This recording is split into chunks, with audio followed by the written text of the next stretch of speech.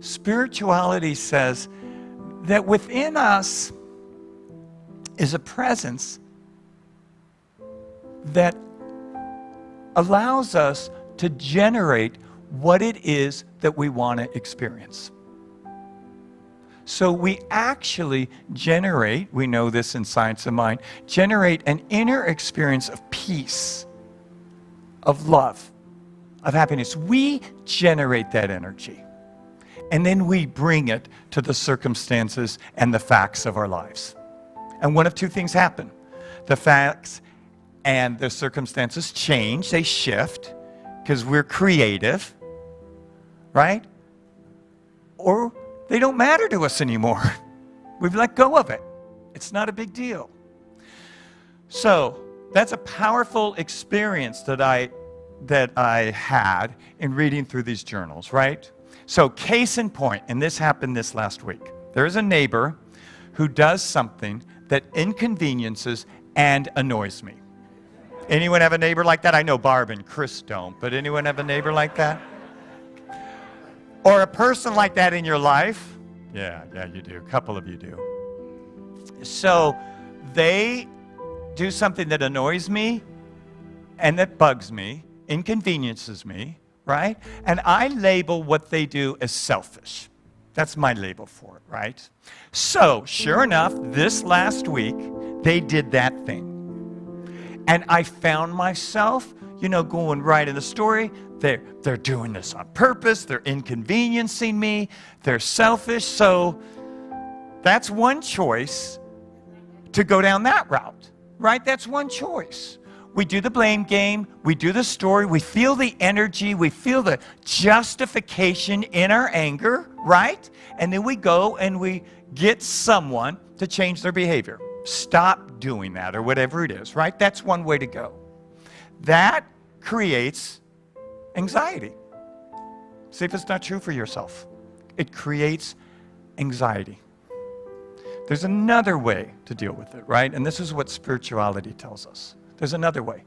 And that is work on that internal dynamic that's going on. Pay attention to that. So what I did is after this event happened, it took me about 10 or 15 minutes, but I went and I sat where I meditate.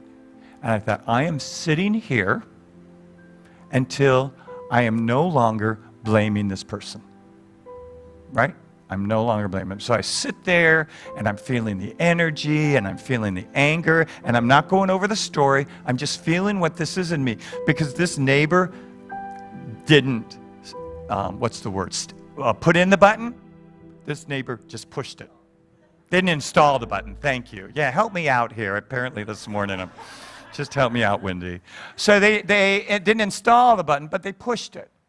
So it's my responsibility, if I want to experience peace and not live in the story, to be with that energetic pattern, right? To be with the energetic pattern. So I'm with it.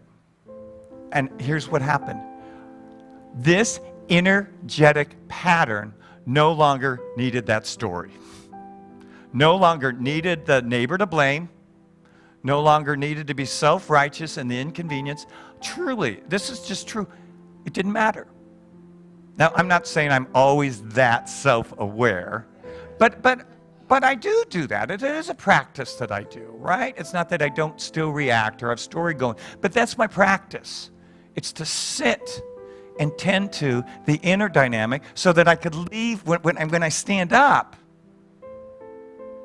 I'm peaceful.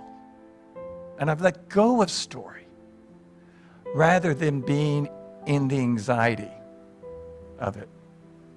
Does that make sense? I think most of us, the religions that we grew up with in the Western Hemisphere, support this dynamic of going outside of ourselves to look for the problem. Because we're told there's some truth to be had that we have to embrace and we have to conform ourselves to. That there's some salvation out there that we have to believe in and accept and contort anything inside that needs to be contorted. That's one way that religion happens. But there is a way spirituality happens. And spirituality happens by us calling ourselves to encounter the divine self, to move through those layers of energy and come into the awareness of that one self that is inseparable from the life and the love of God.